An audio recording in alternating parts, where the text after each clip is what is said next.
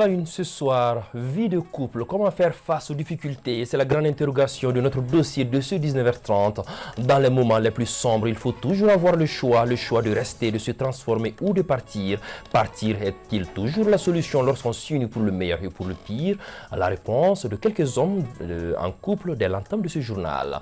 Le festival Ogo Bagnadi, c'est le lampion, vient de s'éteindre ce dimanche à la place du cinquantenaire. Mais ce samedi, l'un des plus grands moments du programme était au rendez-vous, la sortie des masques. Les festivaliers venus du Mali et de l'étranger ont eu l'opportunité de plonger dans l'univers fascinant de cette activité unique. Voilà donc pour le sommaire. Merci de nous recevoir chez vous. Très bonne. Merci de nous accueillir. Bonsoir et bienvenue à tous. Vivre en couple n'est pas chose aisée. De nombreuses difficultés surgissent, notamment en termes sentimentaux, familiers, financiers, professionnels et même maladifs. La capacité à faire face à ces impondérables fait la différence entre les couples qui fonctionnent et ceux qui subissent les effets d'une crise. Dans les moments les plus sombres, il faut toujours avoir le choix de rester, de se transformer ou de partir. Partir est-il toujours la solution lorsqu'on s'unit pour le meilleur et pour le pire? C'est la grande interrogation de ce dossier dominical que tente de répondre Mancha Traoré.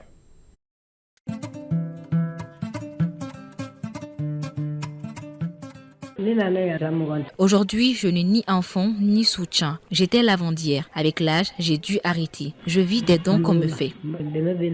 Souffrant de fistules obstétricales et délaissée par son conjoint, notre interlocutrice a dû se battre corps et âme pour s'en sortir. Cela témoigne que quand les liens du mariage ne sont pas solides, cela peut avoir des conséquences traumatiques et dont il est souvent difficile de se remettre. Qu'en est-il du temps où l'on faisait face aux obstacles et qu'on y trouvait des solutions? On constate de plus en plus de nos jours que les couples se déchirent et les relations se brisent plus facilement. Avant, dans nos sociétés, la famille était impliquée, quoi.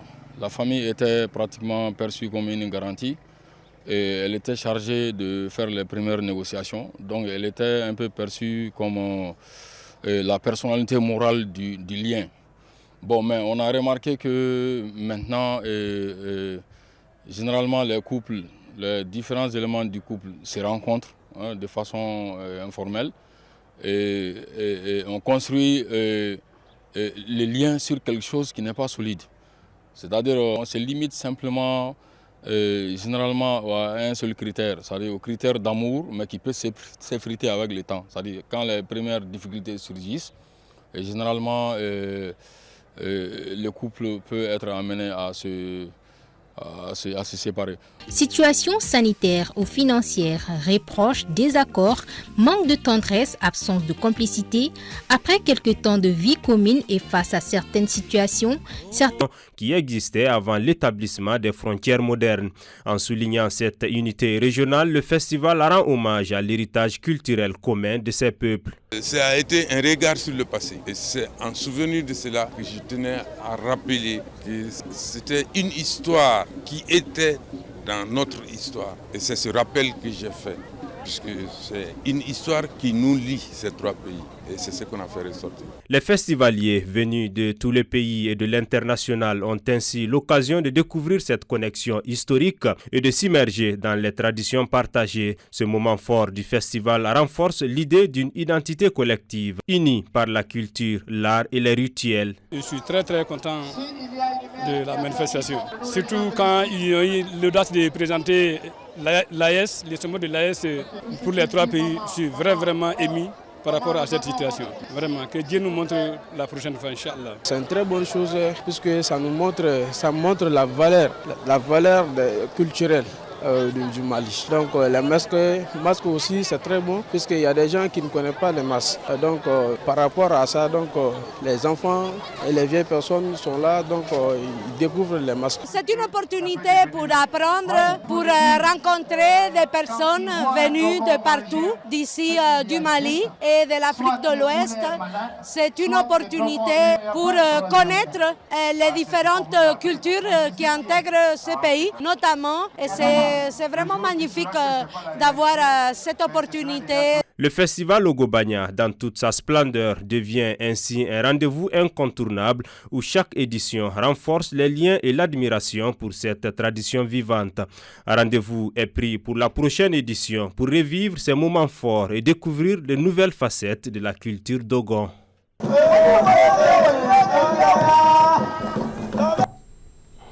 L'association des 3 livres se mobilise pour recueillir des poches de sang au bénéfice des femmes. Cette action humanitaire a mobilisé de nombreuses personnes soucieuses de contribuer à cet élan de solidarité. Une quantité importante de poches de sang a pu être récoltée pour ainsi porter assistance aux forces vives dans leur combat quotidien, mais aussi pour renforcer le stock de la banque de sang du Centre national de transfusion sanguine. Awa Sidibé. Aider les blessés de guerre à guérir en contribuant par des dons de sang, c'est ce qu'a compris l'association des 3 livres en organisant la première édition de son don de sang en soutien à notre armée. C'était au Centre national de transfusion sanguine. Quand on dit sang, on parle de l'homme. Si on dort en paix ici à Bamako, il faut dire que c'est grâce à l'armée et qu'il était de notre devoir de donner un peu de notre sang, le sang qui nous lie. Vraiment de donner un peu de nous-mêmes à notre vaillante armée. Et l'armée, c'est les hommes et les femmes qui se donnent nuit et jour et c'est le sacrifice ultime. Donc nous, venir donner le sang, c'est le minimum. Et ils donnent leur vie. On est obligé de soutenir l'armée pour faire face à ce qu'on voit depuis 2012. Donc effectivement, nous lançons un appel à toutes les associations, qu'elles soient à caractère religieux ou autre, pour venir soutenir l'armée malienne. Ils sont plus d'une trentaine de donneurs à prendre part à ce don de sang qui, selon eux, est un geste de patriotisme. Je suis là pour faire un don de sang aux gens qui en ont besoin. Oui, c'est ma première fois de donner le sang. Au nom de ATL, Association des 3 livres, pour faire le don de sang aujourd'hui, pour nos voyants soldats. Donc ces dons, c'est quand même quelque chose de très significatif pour nous. Parce que c'est un truc de citoyenneté. L'association des 3 livres a pour objectif de multiplier les activités de ce genre, symbole de son soutien sans faille à nos femmes.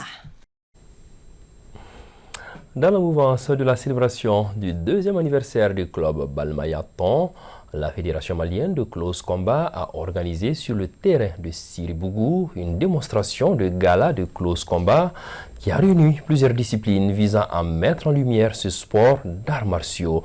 L'événement s'est déroulé devant un public enthousiaste et en présence d'éminentes personnalités. Mohamed Bari. En célébrant son 2e anniversaire, en commune 4 du district de Bamako, le club Balmayaton présente une démonstration de gala de close combat. Plusieurs disciplines étaient au rendez-vous, comme le karaté, le kung-fu, le taekwondo, entre autres. Au programme, des démonstrations impressionnantes de techniques de défense, des enchaînements spectaculaires et des simulations de combat réalistes, illustrant l'efficacité de cette discipline. Notre souhait, c'est que l'armée malienne puisse nous regarder et mettre en tête que le réserve est là. Et nous sommes prêts à tout moment pour intervenir au secours de nos forces armées maliennes. Le close combat est une discipline qui met l'accent sur la maîtrise de soi, la rapidité d'exécution et la capacité à neutraliser un adversaire dans des situations de confrontation rapprochées. Ce sport-là maintenant permet de nous faire maintenant ces rapprochements-là entre nous. Et bien, le plus important c'est quoi? Ça c'est l'évolution dans le bon sens, la stabilité du pays, le respect de nos parents, le respect des institutions, le respect des autorités et également aussi l'éducation aussi des enfants qui est cachée derrière cette pratique d'art martial. La motivation qui m'a poussé à venir m'inscrire au close combat, je dirais que c'est inné.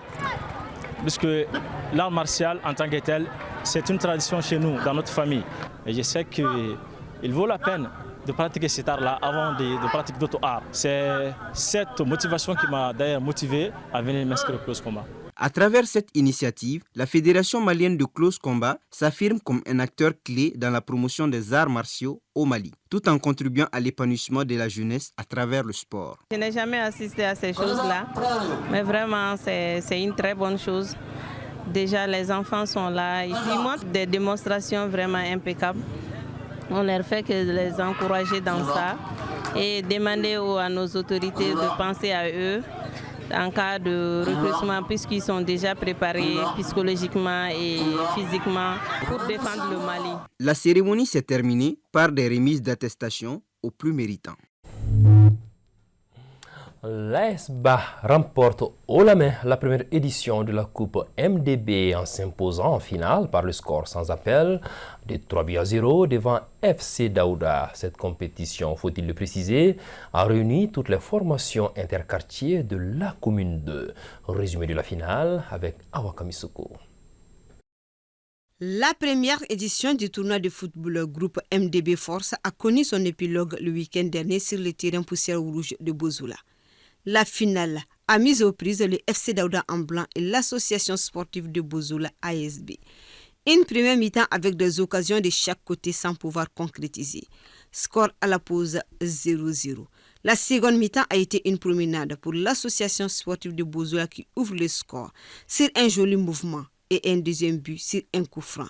Et pour terminer le troisième but à la toute dernière minute de jeu, c'est une tête magnifique. Ainsi, l'association sportive de Bozoula l'emporte 3-0 et s'adjuge le trophée. Cette première édition, déjà pour la communauté de Bozoula, pour rassembler les jeunes, pour montrer que le groupe MDB se trouve à Bozoula aussi. Nous sommes ravis et puis on ne fait que les remercier. Déjà, Bozoula, c'est un quartier populaire. Il y a eu tout d'un début plus de 8 équipes. Il y a eu une compétition. Au sortir, les meilleurs ont été primés. Il s'agit de meilleurs joueurs et meilleurs buteurs. Le FC Daouda, finaliste malheureux, a eu la somme de 150 000 francs CFA pour se consoler. Quant à l'association sportive de Bozoula, vainqueur, elle a gagné 300 000 francs CFA plus le trophée. Vivement la deuxième édition. Voilà, c'est ainsi que s'achève cette édition dominicale que j'ai eu l'immense bonheur de vous présenter. Le journal Bambara suit juste après. Ce soir, c'est une présentation de Moussa Diarra. Où que vous soyez et quel que soit ce que vous faites, retenez simplement que ce pays compte sur chacun de vous. Mais surtout, sachez que cette mère patrie compte plus que tout. Paix et bénédiction d'Allah sur le Mali.